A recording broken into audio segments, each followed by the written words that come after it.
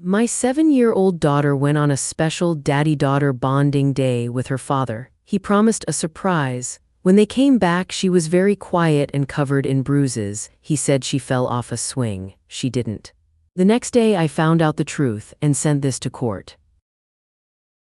My name's Rachel Quinn. I'm 34 years old. The Sunday drop-off was always the worst part of my week. It was a tight 20-minute window of forced civility that felt longer than any of my 12-hour shifts at the pediatric clinic. I stood at my front door, the screen door still locked, watching the clock on the stove tick past 6:59. My stomach was in a familiar knot, a mix of dread and anticipation. I just wanted my daughter back. I'd spent the last hour tidying up, putting her favorite dinosaur chicken nuggets in the oven and fluffing the pillows on the sofa, trying to create a soft landing for her return. Outside, the Colorado evening was starting to cool, the setting sun painting the edges of the clouds in shades of orange and pink. It was a peaceful scene that did nothing to calm the anxiety thrumming under my skin. Right on cue at 7 o'clock, the headlights of a leased SUV swept across my lawn. My ex-husband, Brandon Cole, never used to be this punctual. Back when we were married, he was chronically 15 minutes late for everything. Now, his entire life was a performance for the camera, and punctuality was part of his brand. The side of the expensive, too-large vehicle was plastered with a decal of his logo. A stylized mountain peak with the words "Coal Hard Truth" underneath. He pulled up to the curb, the engine cutting out with a soft rumble. I unlatched the screen door and stepped onto the porch, forcing a smile I didn't feel. The smile was part of the unspoken agreement, the fragile truce we maintained for our daughter, Madeline Cole. Maddie, my sweet 7-year-old, got out of the passenger side, but she didn't run to me. Usually, she'd burst out of the car, a whirlwind of stories and scraped knees, and crash into my legs. Tonight, she just stood by the open door, her head down, her small shoulders slumped. Brandon got out, his phone already in his hand, the screen glowing in the dusk. He was probably recording.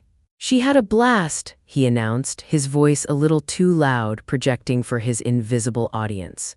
"Total warrior." He walked around the car and ruffled Maddie's hair, a gesture that probably looked warm and paternal on camera but was always dismissive in person, like he was patting a dog. As she finally started walking toward me, her feet shuffling on the concrete path, I saw it. Just below the sleeve of her t-shirt on her upper arm was a dark, ugly bruise, vaguely shaped like the imprint of fingers. My breath caught in my throat, my forced smile vanished.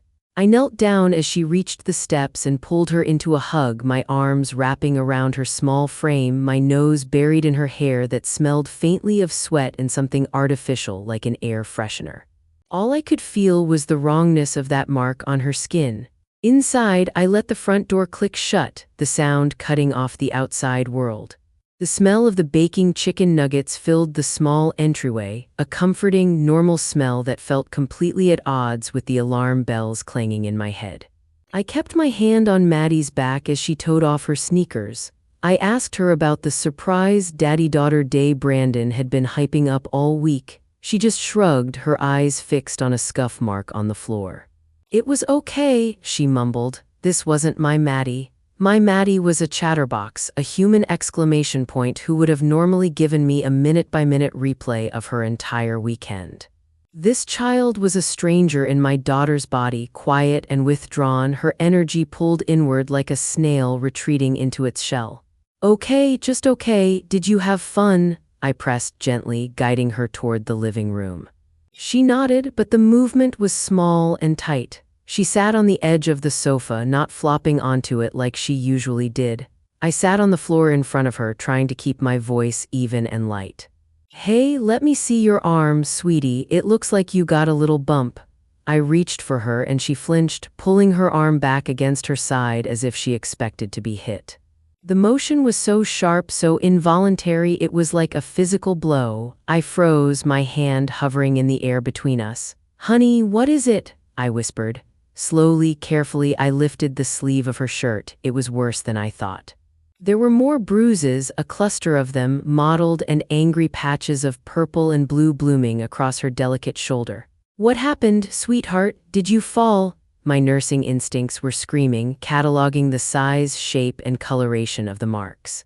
They didn't look like the result of a simple fall. She wouldn't look at me. Her gaze dropped to the loose thread on the rug she was picking at with her finger. Her voice was barely audible.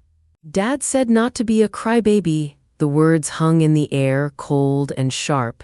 This wasn't just about an injury, it was about the reaction to it. It was a lesson he had taught her. Later that night, as I was tucking her into her bed, the sheets pulled up to her chin, she whispered it. The little elephant nightlight she only used when she was scared was already on, casting a soft, gray glow on her face. Her eyes were closed, but I knew she wasn't asleep. "If I cry," she whispered to the ceiling, "Dad won't love me." The words were a punch to the gut, stealing the air from my lungs. This wasn't a playground accident. This was a threat. Love, the most fundamental thing a child should be able to count on, was now conditional. I sat by her bed long after her breathing had evened out into the soft rhythms of sleep, my hand resting next to her on the comforter. I watched the steady rise and fall of her small chest. My mind raced back to our last custody hearing a year and a half ago. I remembered the judge, a man who seemed kind but tired, telling me Brandon had a clean slate and deserved a fresh start. Brandon had turned on the charm, talking about his new online venture, his commitment to being a present and active father. He'd charmed the court, just like he charmed his thousands of online followers who saw only the carefully edited version of the man I knew. He presented himself as a loving dad trying his best, and I was painted as the bitter ex-wife who couldn't move on. The next morning, the proof of the damage was undeniable. "Time for gymnastics, Bug," I said, my voice as bright as I could make it. She loved gymnastics. It was her favorite thing in the world, the one place she could be loud and tumble and fly. She loved her star jumps, as she called them, leaping into the air with her arms and legs spread wide, a huge grin on her face. But this morning she just sat at the kitchen table, pushing her Cheerios around in the milk. She shook her head, her body small and tight. "I don't want to go." That was it. That was the moment something inside me snapped into place, hard and clear, believing my child was not negotiable. Whatever fear he had instilled in her was now telling her not to do the one thing that brought her pure joy. I was going to find out exactly what happened on that daddy-daughter day, and I wasn't going to stop until I knew everything. This wasn't about winning an argument with my ex-husband anymore. This was about protecting my daughter from him. I called Brandon first thing Monday morning before my shift at the clinic started. I stood in my kitchen, clutching the phone so tightly my knuckles were white. I kept my voice clipped and professional, the nurse in me taking over, the one who deals with difficult situations by sticking to the facts. "Brandon, Maddie has extensive bruising on her arms and shoulders. I need to know exactly what happened on Saturday." He laughed. It was a condescending, airy sound he reserved for his online critics or for me whenever I questioned him. "Relax, Rachel, seriously, kids fall." We were at a new indoor playground, one of those Ninja Warrior places. She was climbing and she slipped. She's learning to be tough. His explanation was smooth, too smooth, like a rehearsed line. I didn't let it go. "Which playground? I want their contact information. If she fell, they should have an incident report." The line went quiet for a beat. I could practically hear him recalibrating, shifting from dismissive dad to aggrieved victim. His tone hardened. "You don't trust my judgment, is that it? After all this time, you're still trying to undermine me. I can't do anything right in your eyes." He was turning it back on me, a tactic as old as our divorce. He accused me of being a helicopter mom, one of his favorite buzzwords, a term he threw around in his videos to rally his base of followers. He said he was building her grit because my soft parenting was turning her into a snowflake. The words were designed to sting, to make me feel small and hysterical. It was all part of the performance. The call ended with him hanging up on me. My first tactic, a direct, reasonable question, was a complete and utter failure. He had built a wall of buzzwords and accusations, and I had just run straight into it. Frustration simmering, I immediately went to his social media pages. He was an oversharer by trade. He usually posted everything within an hour, complete with dramatic captions and a dozen hashtags. His main page was public, a curated gallery of his life as the ultimate tough-love dad. But there was nothing from Saturday. The last post was from Friday night, a picture of a protein shake with the caption, "Fueling up for a big weekend with my little warrior." Below that was a post from Sunday evening, a picture of him alone looking thoughtfully out a window. The caption read, "Sometimes the most important thing you can do is unplug for some real, quality one-on-one time. No phones, no distractions, just family." It was a total, bald-faced lie, a preemptive strike against the very questions I was asking. He hadn't unplugged. I'd seen the phone in his hand at the drop-off. I tried to log into an old shared account we used to have for photos. Access denied. He'd changed the password. My heart started to beat a little faster. I then navigated to his premium content page, the one his most dedicated followers paid a monthly fee to access. I had an old login from before he made it a subscription service. Blocked. A message popped up. "This user's access has been restricted." He had systematically, deliberately cut off every avenue I had to see what he was doing with our daughter. The panic I'd been holding at bay started to bubble up in my chest, hot and acidic. He was hiding something, and he was disturbingly good at it. I thought about calling the police, but what would I even say? My ex-husband took my daughter to a playground and she came home with some bruises. They'd take one look at our history and call it a messy domestic dispute. I felt powerless, just a voice he could mute, a user he could block. My options were shrinking by the minute. That evening, I sat at my small kitchen table, the laptop open in front of me, its glow the only light in the room. Maddie's whispered words, "If I cry, Dad won't love me," were a constant, echoing loop in my head. He had built a fortress around his digital life, and I couldn't get in. But if he wouldn't let me in the front door, I was going to find a back window. I opened a new browser tab and created a new, anonymous email address. No photos, no personal information, just a string of random letters and numbers. Then, I navigated to the social media site he used most and created a new profile. Jessica L. The name was generic, forgettable. The profile picture was a stock photo of a sunset over the ocean. I felt a little sick doing it, like I was putting on a disguise to spy on my own life. It felt deceptive, underhanded. But then the image of Maddie flinching away from my touch flashed in my mind, and it erased any hesitation. This wasn't about snooping. This was about finding the truth he was so intent on hiding. I started following dozens of accounts he followed. Fitness gurus with impossibly chiseled abs, other tough-love parenting influencers who preached discipline over affection, and several local martial arts brands.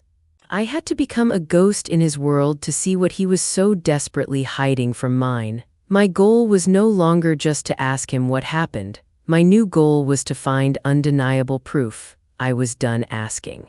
I was going to start looking. My nights turned into a blur of blue light and endless scrolling. My alias, Jessica L., became my second skin, a faceless persona wandering through the digital world Brandon had built. I didn't just look at his page anymore, that was a dead end. Instead, I looked at who he tagged, what they posted, and most importantly, who commented on their posts. It was like sifting through sand, hoping to find a single, valuable speck. I drank cup after cup of bitter black coffee, my eyes gritty and sore, while Maddie slept peacefully in the next room. Every time I felt like giving up, I'd picture her bruised arm and keep going. On the third night, my eyes burning from staring at the screen, I found it. It wasn't on his page, but on the page of another influencer, a guy who called himself AlphaDad Actual. It was a group photo posted 2 weeks ago. A dozen men, all wearing workout gear, were posed in what looked like a gritty, industrial space. And there, in the back row, grinning from ear to ear, was Brandon. My breath hitched. The caption was the key, a Rosetta Stone for his ideology. Great session with these warriors, building the next generation the right way, no excuses, no tears, grit, warrior mindset. My fingers flew across the keyboard as I scrolled through the comments. Dozens of men cheering him on, then one comment caught my eye. "Awesome, where is this? My local gym is full of snowflakes." The influencer replied, his answer casual and a little smug, "Just a private spot we use, the Iron Pit. We keep it real." It wasn't a playground, it was a place, a name. My fingers trembled as I opened a new search tab. The Iron Pit and Aurora, Colorado. A single result came up. The Iron Pit Warehouse Gym with an address in an industrial park on the other side of town. This was it, the first real piece of the puzzle. My heart hammered against my ribs, a frantic, hopeful rhythm. This was progress. With the gym's name, I could finally narrow my search. I wasn't just looking for Brandon anymore, I was looking for anyone connected to the Iron Pit. I scoured social media for anyone who had tagged themselves at that location or mentioned the name. It took another hour of digging through old posts, but then I found it. A post from Brandon himself from over a year ago, long before he had started blocking me. It was a picture of him with his 10-year-old nephew, Jace Miller. They were both flexing for the camera, wearing mixed martial arts style shorts. The background was unmistakable, a cinderblock wall stained in gray just like the one in the Alpha Dads group photo. The caption made my blood run cold. "Starting my nephew Jace on the path early, kid's a natural fighter, got to build them tough before the world makes them soft." He had done this before, this wasn't a one-time surprise for Maddie. This was a pattern, a script he was repeating with a new, smaller cast member. Maddie wasn't just his daughter, she was his next prop. Jace was the prototype. The problem wasn't a single bad decision made in the heat of the moment. The problem was his entire identity, the very brand he was selling to the world. He wasn't just a father, he was a content creator, and our daughter was his content. I started screenshotting everything, creating a folder on my desktop that quickly filled with digital evidence. The comments from his followers were a chorus of validation for his cruelty. "Snowflake parents are raising a generation of victims," one wrote. Another added, "My kid cried the first time too, they get over it, it's good for them." I realized with a sinking feeling that I wasn't just fighting Brandon. I was fighting his entire audience, 1,000 faceless voices who agreed with him, who cheered him on, who called him an inspiration. To them, I was the enemy, the soft mother he was so bravely fighting against. His brand wasn't just about being a dad, it was about selling a specific, harsh, and marketable kind of fatherhood. And Maddie, my sweet, giggling, star-jumping Maddie, was his new star product. Her fear, her pain, her bruises, that was his content. The vulnerability I felt was overwhelming. He had an army of supporters backing him up, telling him he was right.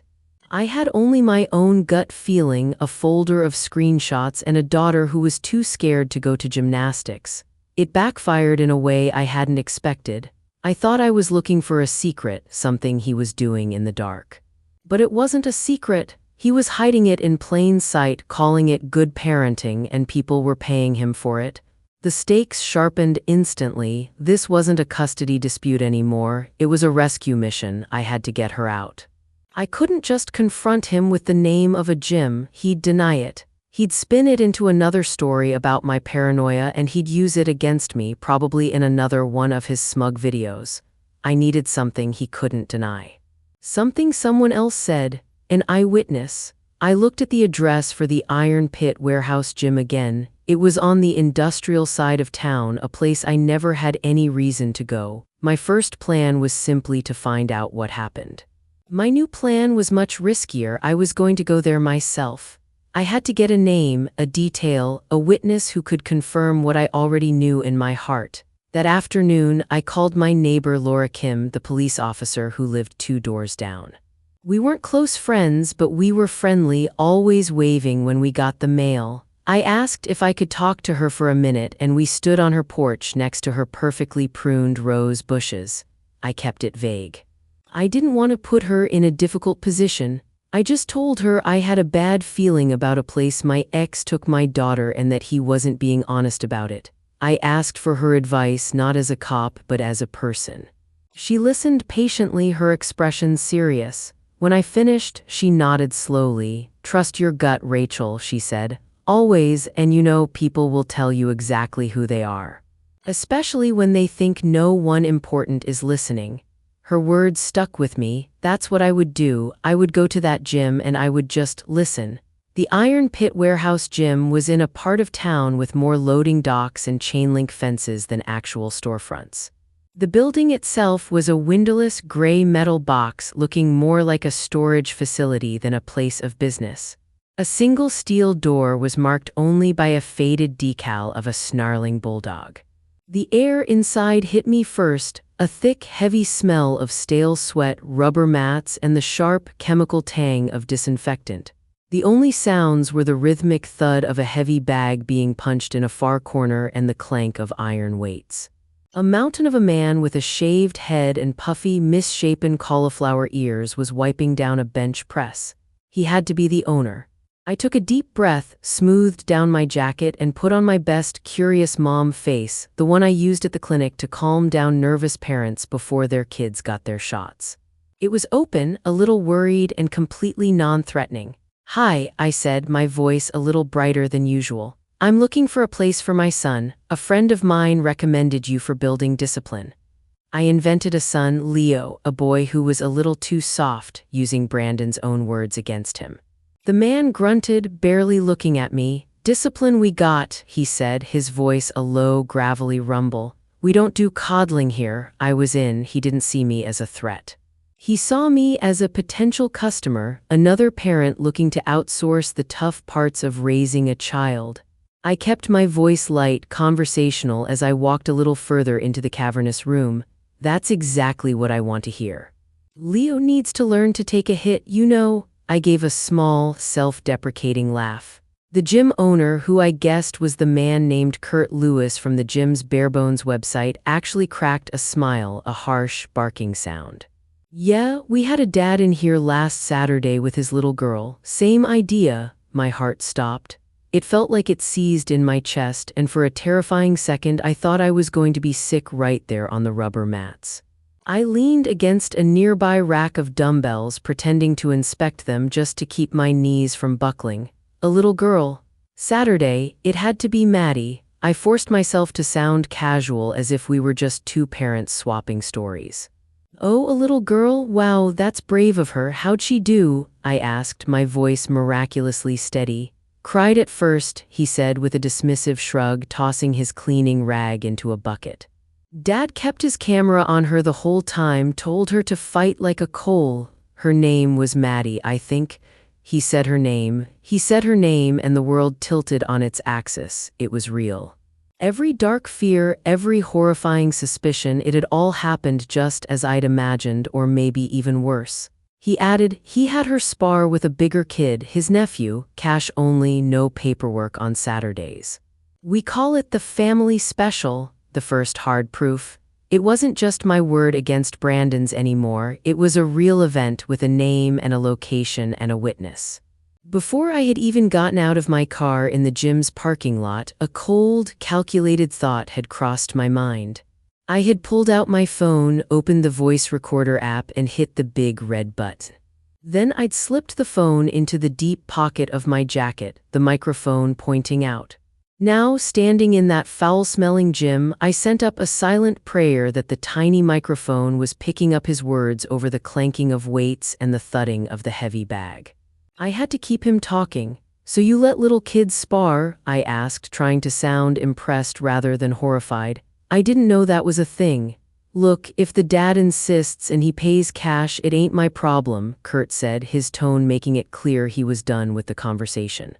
"He signed the waiver, said the mom was cool with it. That's on him." "A waiver? What waiver?" The words hit me like another blow. I had never seen a waiver. I had never signed a waiver. I knew with absolute certainty that I would never, ever sign a document allowing my 7-year-old daughter to be put in a situation like that. I had enough. My mission was accomplished. I made my excuses, mumbling something about needing to talk it over with my husband. "Thanks, I'll think about it. Leo is a little shy." He just grunted in response and went back to wiping down his bench. He'd already forgotten me. I walked out the steel door and back into the bright afternoon sunlight, my hand shaking so badly I could barely hit the stop button on the recording. I had risked him mentioning my visit to Brandon, but it was a risk I had to take. I had his voice, I had his words, I had the truth on a digital file. Back in the safety of my car with the doors locked, I listened to the recording twice. Kurt's casual, unconcerned words were more damning than any angry accusation I could ever make. He wasn't trying to be malicious, he was just stating the facts of a business transaction, and those facts condemned Brandon completely. This wasn't just about my feelings or my suspicions anymore, this was evidence. The stakes suddenly felt higher, the timeline shorter. I remembered a recent post from Brandon bragging about an upcoming sponsorship deal with a supplement company. He was being rewarded for this behavior. His brand was growing, built on the secret pain of our daughter. My entire approach had to change. I wasn't just a worried mother anymore, I was building a case. My quiet investigation was over, it was time to prepare for war. I drove home, my mind racing, and the first thing I did was open my laptop and search for the best family law attorney in Aurora. The name Monica Reed kept coming up in my search alongside descriptions like strategic, unflappable, and fights for the child. I found her firm's website and sent an email through their contact form. The subject line was simple and direct: urgent, evidence of child endangerment. This was my pivot. This was the moment I stopped reacting to what he had done and started planning, step by step, how I was going to make him pay for it. Monica Reed, my new attorney, agreed to see me the very next day. Her voice on the phone was calm and professional, and it was the first time in a week I felt like I could actually breathe. "Bring everything you have," she'd said. "Screenshots, notes, the recording, no detail is too small." That night, sleep was impossible. My mind was a chaotic storm of anger and anxiety. Instead of trying to rest, I went back to my laptop, back to my alias Jessica, and I kept digging. I used the new keywords I'd gotten from Kurt's recording: iron pit, kid spar, coal. I found it on a small, obscure mixed martial arts forum posted by a user with the handle CageDad88. The post was buried deep in a thread about training kids. The title was "This is How You Build 'Em Tough." My stomach plunged as I clicked the link. The video was grainy, shot from the side on a shaky phone camera, but it was her. My Maddie, her pink leggings, her favorite pair, were unmistakable. Her blonde hair was pulled back in a messy ponytail. She looked so impossibly small, standing on a large blue mat in the middle of that dim, gray room. Opposite her stood a boy who was at least a head taller. It had to be Jace. There was no headgear, no protective pads, just my 7-year-old daughter being circled by her cousin. Then I heard Brandon's voice off camera, sharp and ugly and stripped of all its online warmth. "Stop backing up, Maddie, act strong. Don't you dare cry." I saw my daughter's shoulders hunch. She took a hesitant step back. Then Jace, who looked just as uncomfortable as she did, gave her a shove. It wasn't a playful push, it was hard. Maddie fell backward, her arms flailing, and hit the mat with a sickening thud. The video ended right there. I watched it again. And again. A wave of pure, hot rage washed over me, so intense it made me feel nauseous. This was the ultimate truth. It wasn't just about bruises from a fall, it wasn't just about him yelling at her. It was him actively orchestrating and filming her fear for sport, for content. I clicked download. I saved the video file to my computer's hard drive. I saved it to a flash drive I kept in my desk drawer. I uploaded it to my private cloud storage. I made 3 copies, 3 digital witnesses to his cruelty. This was the point of no return. This was the moment I knew with chilling certainty that I could never co-parent with this man again. The thought of Maddie having to go back to him for even one more weekend, one more surprise day, was physically unbearable. There was no more middle ground, no more compromise. I opened my email and attached the video file to a new message for Monica. My note was simple: this is what he calls building grit. This wasn't about adjusting a custody agreement anymore. This was about severing his rights entirely. My goal was no longer just to protect Maddie, it was to make absolutely sure he could never, ever use her as a prop again. I accepted the personal cost in that moment.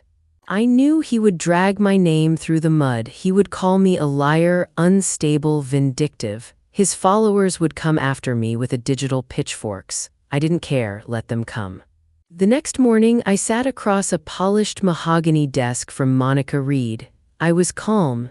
The shock and rage from the night before had burned away, leaving something cold and hard in its place.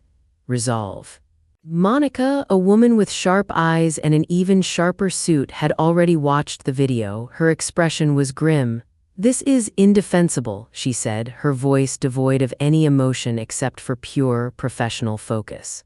"There is no context in which this is acceptable." We laid out the new goal not as a vague hope but as a concrete four-part plan, a declaration of war. 1. We would file for an emergency hearing to get his visitation rights suspended immediately. No more weekends, no more surprise days, effective now. 2. We would sue for full sole custody, both legal and physical. No compromises, no 50-50 split. 3. He would be made to pay for court-ordered therapy for Maddie for as long as she needed it. The man who caused the trauma would foot the bill for healing it. And 4. The final step, to be enacted only after Maddie was legally safe. We would dismantle the entire platform he had built on her pain. We would send the evidence, the video, the recording, the address, to his sponsors and to the social media platforms themselves. He used a camera to hurt my daughter. I would use his own footage to tear his world down. 2 days after my meeting with Monica, a process server handed Brandon the court papers at his pristine apartment. His retaliation was swift, public, and brutal. He didn't call me to scream or threaten me. He didn't need to. He had a much bigger audience. He went live online. I was at work on my lunch break when a friend sent me the link with a message. "OMG, Rachel, are you seeing this?" I clicked on it, my heart pounding, and there was his face filling my phone screen. He had framed the shot perfectly. He was sitting on his stylish gray sofa, the lighting soft and flattering. His expression was a carefully crafted mask of performative grief and righteous anger. "My ex is trying to take my daughter away from me," he began, his voice thick with emotion. He looked directly into the camera, connecting with the thousands of people who were watching. He never mentioned the gym. He never mentioned the sparring or the video. He expertly framed the entire situation as a classic case of a vindictive ex engaging in parental alienation. He claimed I was jealous of his success online and envious of the unbreakable bond he had with Maddie. He launched into a monologue about weak mothers who want to keep their kids trapped in a bubble, terrified of the real world. Then he started to cry. Fat, theatrical tears rolled down his cheeks as he told his followers that he might never see his little girl again, all because her mother couldn't stand to see him happy. It was a masterpiece of manipulation, a public relations masterstroke. He was controlling the narrative completely, painting himself as the victim, and I, on the strict orders of my lawyer, had to stay completely silent. My phone started buzzing in the middle of a patient intake, a high, angry buzz that made my hands slip and the clipboard tremble. I finished the vitals with one eye on the door and one on the screen. By the time I had a minute to look, there were 20 new messages, then 50, then a stream that wouldn't stop. His followers had found my old personal accounts. Comments rolled under a picture of Maddie at the zoo from 2 summers ago. "You shouldn't have kids if you're this weak. Hope you lose custody, you parasite. She'll hate you when she grows up for hiding her dad." Someone sent a picture of my house with a pin on a map and the words, "We know where you live." My stomach dropped like an elevator. I shut the clinic computer screen, tucked my phone into my pocket, and finished the afternoon as if I weren't being watched. I kept my voice steady with families in the waiting room and smiled for kids who needed a bandage. Inside, nausea simmered. When I finally made it back to my car, there were more notifications, private messages, screenshots of my face taken from a decade-old profile, questions about my parenting history. A few were straight threats. One person offered to come explain the real world to me in person. The tone wasn't just angry, it was eager, like a pack scenting blood. At home the next morning, the mailbox held a stack of messages and a flyer with a crude drawing and a message. "You ruined a real man." One message included my address and a suggestion about when we were likely to be home. I called Laura, my neighbor, and the police officer I'd asked advice from earlier. Her voice was steady on the other end, but I could hear the click of a patrol car in the background. "Document everything," she said. "Take screenshots, save them. If they show up, call me first. Do not engage. If anyone comes to the door, don't open it alone." Even with Laura's calm, the feeling of safety in my own apartment had been shredded. I started checking the deadbolt 3 times before bed and couldn't stop myself from peeking through the blinds when headlights passed. I changed the privacy settings on every account I could find and went through old emails, deleting anything that might give away personal details. It was strange how quickly normal things, the creak of the stairwell, a neighbor mowing their lawn, felt loaded. I watched Maddie more closely than a hawk. When she went to the bathroom, I waited outside the door. When she ate, I sat at the table across from her. She noticed, of course, and it broke my heart. She'd give me small, puzzled looks like she was trying to understand why Mom kept hovering. School called that week. I nearly missed the principal's name through the knot in my throat. The voice on the line was thin with concern. "Mr. Cole emailed us, Rachel," she said. "He's worried you're planning to withdraw Maddie without notice. He asked we be on alert." I explained in the calmest voice I had left that we'd already filed an emergency hearing and that there were court orders pending. That felt like throwing a rolling stone uphill. He was doing the quiet work of making people doubt me, line by line, inbox by inbox. Even casual acquaintances started sending "hope you're okay" messages that were less sympathy than veiled suspicion. The worst were the nights. Maddie woke up more often, tangled in her sheets, whispering fragments, "Don't cry," as if she'd rehearsed the sound. Once she climbed into my bed at 3 in the morning, thin arms wrapped tight around my neck, and asked me in a voice smaller than I'd ever heard if Dad was going to stop loving her. I didn't have a long, neat answer for her. I could only hold her and promise over and over that nothing would be done to her for clicks, that no one could take away how much I loved her. Those promises felt like stitches I was determined to keep from breaking. Monica told me to stay quiet in public. "Let him use up his story," she said. "Don't hand him any loose threads to twist." It was infuriating to be told to be still while the person who hurt my child got to scream his version from a mountaintop. But there was brutal logic in it. Every time I typed a response, I imagined his voice snipping my words into a clip and stacking them against me like evidence. So I logged off the public feeds, muted the notifications, and let the noise happen without answering.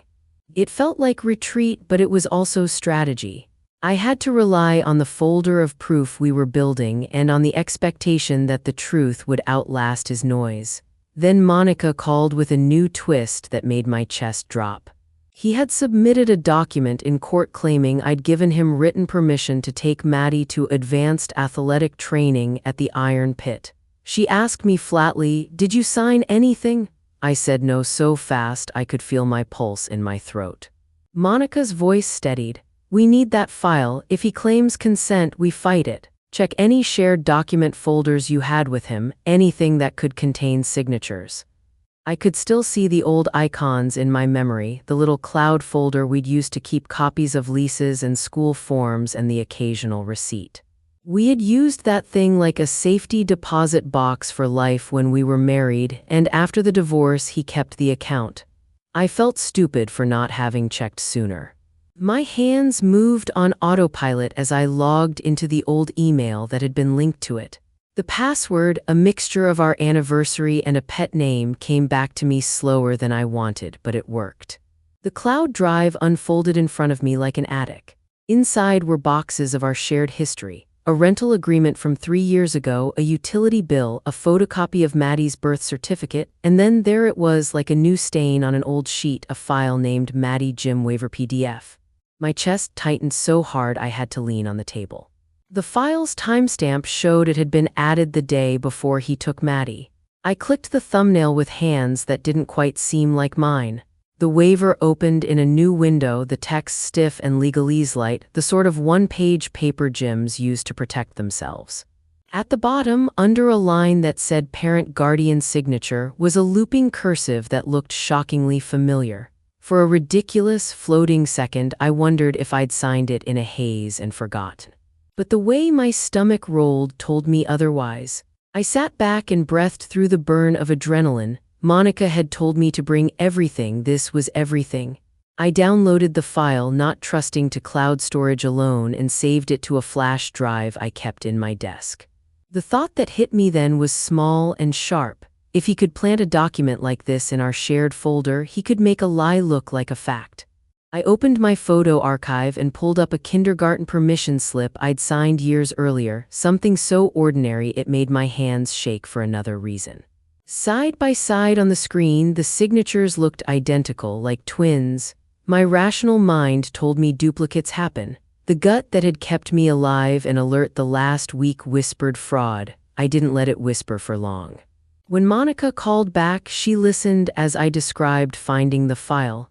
"Don't panic yet," she said, but there was steel under the words. "Save everything, don't open it more than you need to, we'll have an expert look at the file details. If he's forged your signature, that's fraud and it changes everything." I pressed my palm to the screen as if I could transfer that file's meaning into muscle. The shared folder, the thing we'd used for mundane life, had become the place he hid a lie that could justify danger. My hands were steady now, ice cold with purpose. I wasn't just a mother anymore, I was a keeper of proof. We were going to show the judge every way he had tried to make her fear legal. Monica's voice on the phone had a new edge to it when I told her about the file. "Don't freak out," she said, "but this is more than a paper, it's a line that proves intent." I felt the blood drain from my face. Intent. The word tasted like cold metal. I went through the folder again that night with a kind of clinical calm, even though my hands trembled. The kindergarten permission slip I had signed 3 years earlier was labeled and dated. The waiver he'd uploaded the day before he took Maddie had a different date stamped into it. Monica told me to save everything in 3 places: my computer, a flash drive, and a private cloud account. "If he tried to make a lie look like a consent, we can show it was manufactured," she said. "Metadata will show when files were created and modified. That kind of thing doesn't lie." It was strange to feel relief at the thought of a spreadsheet of dates, but I did. Evidence was a solid thing. It didn't cry or beg or try to charm its way out of responsibility. I felt, for the first time since seeing those bruises, like I had a real weapon. Not shouting, not threats, something cold and precise that could be laid out on a table where it couldn't be twisted. I set up an appointment with Dr. Melissa Gray the same day. She met with Maddie twice in the following week, quietly at her small office with the stuffed animals lined up on a low shelf. Dr. Gray wrote notes in neat handwriting, made simple observations about Maddie's sleep and play, and called me afterward to explain what she saw. "She's avoiding situations where she might be hurt again," Dr. Gray said softly. "And she repeats a phrase, 'Don't cry,' that suggests someone taught her feelings are dangerous. That matters in court." We tightened the timeline. Monica built the narrative, recording from Kurt, the video file, the Iron Pit address, the borrowed chalkboard photo with Jace M. written on it, and now the forged waiver with its mismatched dates. Everything fit together like the pieces of a broken vase that, when put back, reflected the full shape of what had happened. It was ugly and deliberate. We were down to one moment. The hearing would be the place to show the whole picture. Monica said it plainly, "We have to make this impossible to dismiss as a misunderstanding." The tone in her voice made the room feel smaller and hotter, as if the reward and the risk were rising on a single balance scale.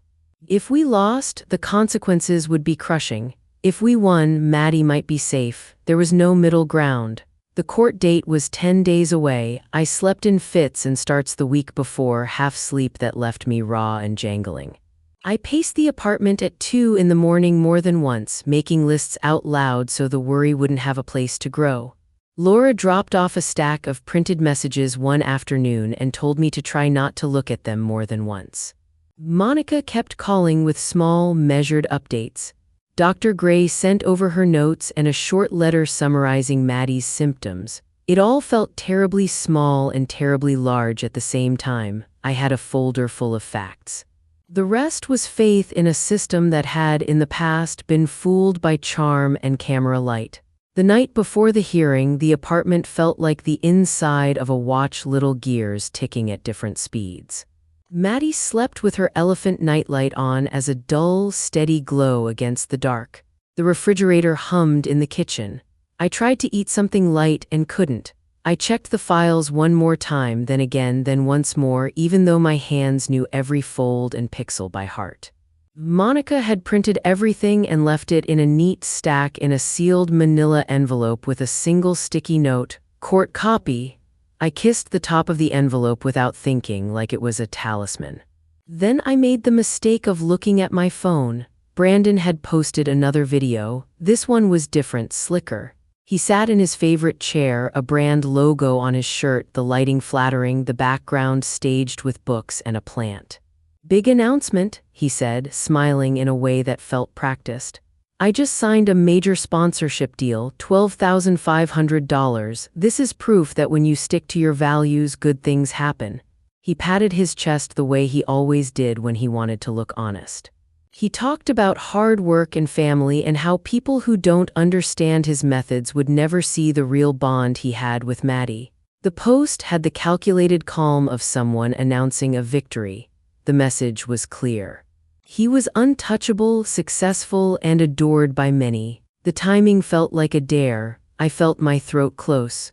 There was so much about him that could be polished and perfected on camera, an accent, a tear, the right pause. No video could show the bruise on my daughter's shoulder or the way she flinched when I reached for her hand. The world he showed was bright and loud. The one I had to present in a courtroom was smaller and quieter and required that people listen very carefully.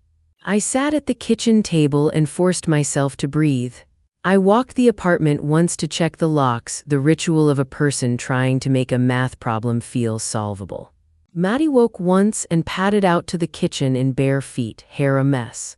She climbed into my lap and asked in that small, serious voice kids use for the things they don't understand, "Will this make Daddy mad?" I stroked her hair and told her, as simply as I could, "No, baby.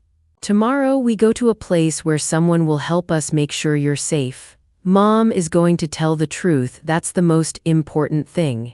My isolation felt complete the closer the hearing grew. I had Monica, Dr. Gray, and Laura, but outside that small circle the world had been noisy and cruel. The old wound, the one that ate at me whenever anyone suggested I was too emotional, had opened up again. I could still hear the light-voiced judge from the first custody hearing telling me that parents should support one another and give a man a chance. He'd looked at Brandon with that same soft indulgence he'd used for a child who'd dropped an ice cream cone. Back then, I had left the courtroom with 50-50 and a hollow feeling I couldn't name. What scared me most wasn't just losing custody or being shouted down on social media. It was the idea of being believed by no one who mattered. Being a mother and having your instincts dismissed is a particular kind of violence. You start to question your memory, your reactions, your own worth. I had learned, working nights in the clinic, how easy it was for people to tell a story that made them the hero and you the problem. A friendly voice and a well-placed tear can do a lot of harm. It had happened to me before, and the thought of it happening again, with my child's safety on the line, felt like being pushed out into cold rain with no umbrella. I replayed the past year in my head, the small betrayals that had stacked up until they were a mountain. How he'd smiled at cameras, called me too soft in a video that had been shared 100,000 times, and how the court had once smiled kindly and handed him equal time. I thought of the nights I had woken convinced the world would side with the louder, shinier story. That fear sat heavy in my chest now, like a stone I couldn't dislodge. Yet with that same thought came an odd steadiness. I'd built a folder of things that couldn't be polished.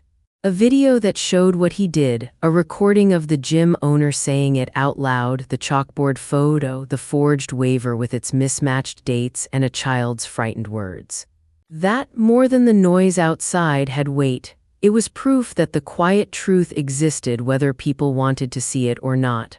I stood over the kitchen table and looked at the small stack of papers I had assembled. Monica had left them in a pretty order: video files labeled, transcripts printed, expert notes clipped. It all fit into a slim accordion folder I'd bought on impulse one rainy afternoon, and it looked absurdly simple on the counter. But to me, it felt like armor. I picked up the folder and hugged it to my chest for a breath, the paper against my shirt, the smell of ink and toner filling my nose in a way that made me oddly calm. I whispered to the empty apartment, to the walls, to whatever part of the universe listens to desperate people, "It has to be enough." My voice was small, but that promise folded into the papers and went with me to the courthouse the next morning. The courthouse smelled of old coffee and polish. People moved in hushed, practiced ways, the sound of shoes on tile like a metronome counting down to things that mattered. I walked in feeling every inch of my body awake and aware, my palms damp, my heart a steady drum. Monica met me near the metal detector, her face a flat line of focus. She handed me a card with a list of what would happen and a note in her hand: "Stay calm, let us lay the truth out." Her touch was brief but grounding. Inside the courtroom, Brandon sat at the defendant's table with his lawyer.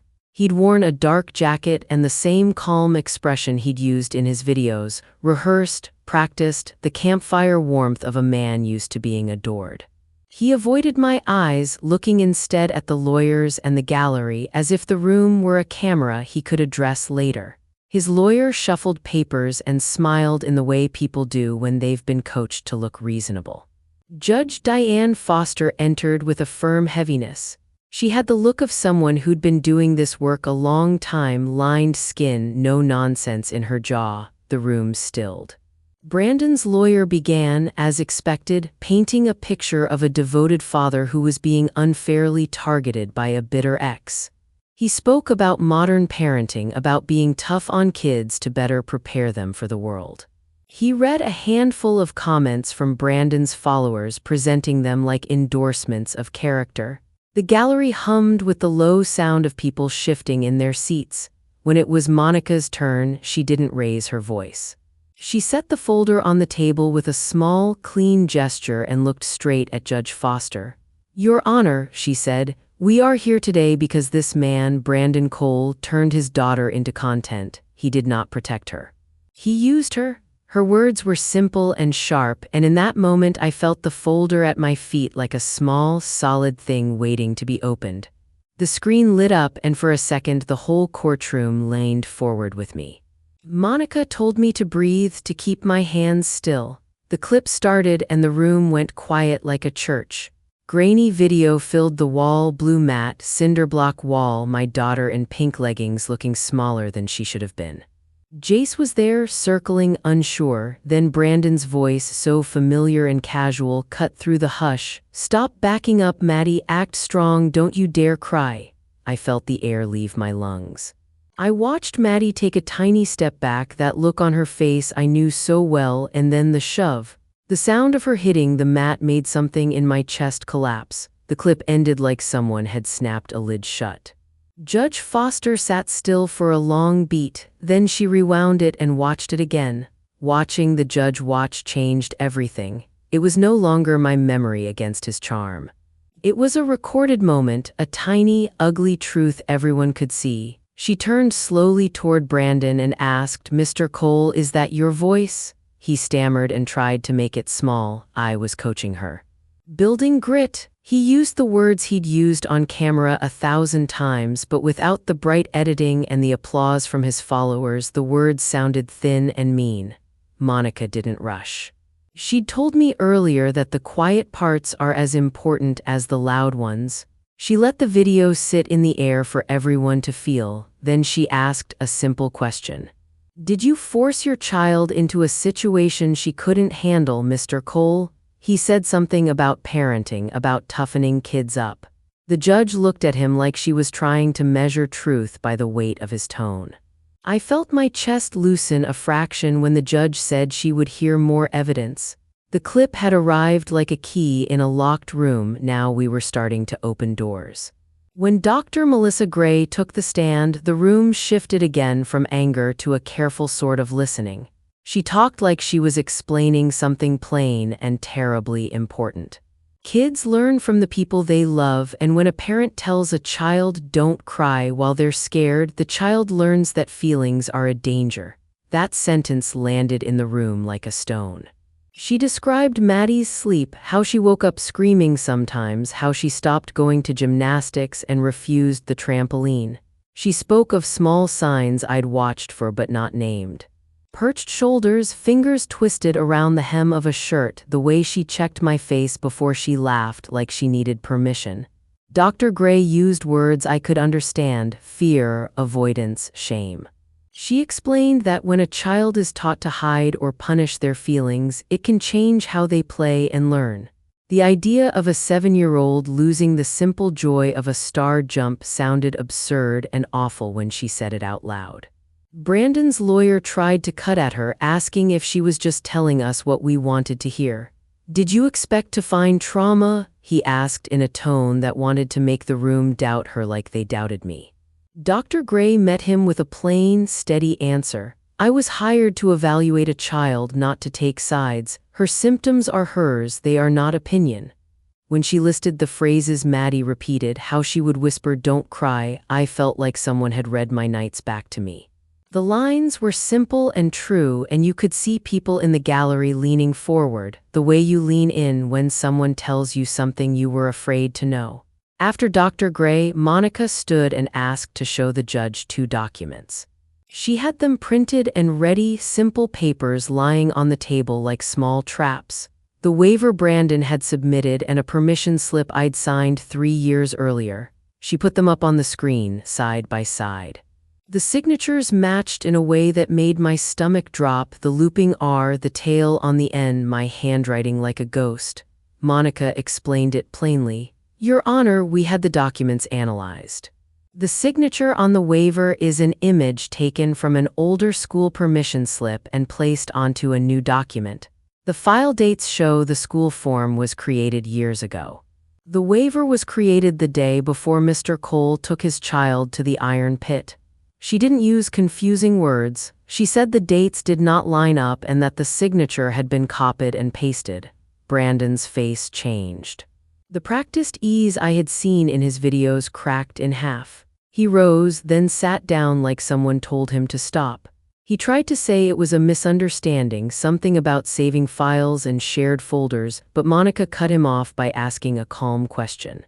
"Did you have any legal right to put a child in that situation without the other parent's permission?" He mumbled and his lawyer tried to pick it up, but the judge raised a hand and the murmurs in the room softened. The verdict felt like the slow turning of a tide. Judge Foster looked at the papers again, then at me. Her voice was plain and full. "What I have seen in this courtroom is not building grit, it is endangerment. Mr. Cole, you did not protect your child. You exploited her for content and then tried to make a lie look like consent." When she read the orders, my brain had trouble moving fast enough to keep up. She granted me full legal and physical custody of Maddie. She said there would be no unsupervised contact for now, that all contact would stop until he underwent evaluations and counseling. She ordered him to pay for therapy for Maddie and to cover damages. She also ordered that all images and videos of our daughter be taken down from online platforms within 48 hours. The words were formal, but to me they were simple and exact. "Keep her safe, take away the stage." The judge's pen scratched as she signed. Around me, people shifted. Brandon's lawyer protested in a low, tangled voice, but the judge had already decided. The gavel came down not like a thunderclap, but like a clean finality. Relief didn't come as a flood. It came as small things. My hands unknotted, my shoulders dropped a fraction. Monica squeezed my shoulder once, her eyes wet for a blink and then composed. I looked at Maddie in the gallery. She was holding my hand, eyes wide but calmer than they'd been in months. I felt a quiet swell of gratitude for Dr. Gray, for Laura calling in favors, for Monica staying up late to go over the folder again and again. I also felt exhausted in a deep, bone-tired way. Justice had a cost. It had cost us our privacy, our calm, our nights. Outside the courtroom, the world seemed louder, but the orders were real paper and a judge's voice. As we walked out, cameras and phones were already a step behind the crowd. I didn't look for Brandon. He left in a car with his lawyer.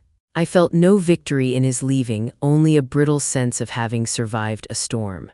Within hours, the effects spread like cold water. Monica and I had prepared packets for sponsors and platform managers in case of a court victory. We didn't wait. We sent copies of the judge's order, the video, the recording of Kurt, the forged waiver, and a short, simple timeline to the supplement company that had announced a deal, to other brand partners, and to social media platform compliance teams. We were careful, neat, not loud. The truth didn't need extra heat. The supplement company's public relations team was quick. An email arrived before dinner from their legal department saying they had reviewed the court order, they were suspending any pending payment, and they would terminate the agreement.